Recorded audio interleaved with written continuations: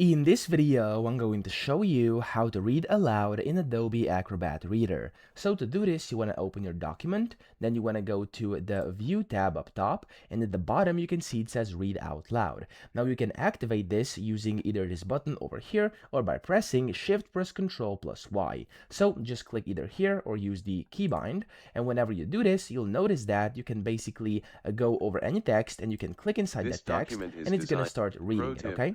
When recording, ensure your zoom So level. you were able to hear Pro this, tip, as you can hear, when of course recording, it's working crispness and of it's the actually fonts. basically reading whatever I click on, okay?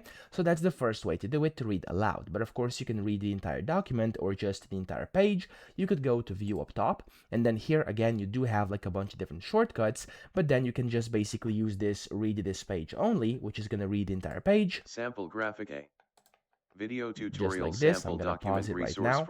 There we go. Or you could use this one, which is read to the end of document, which is going to read basically from your point on to the entire end of your document, so the whole document itself, okay?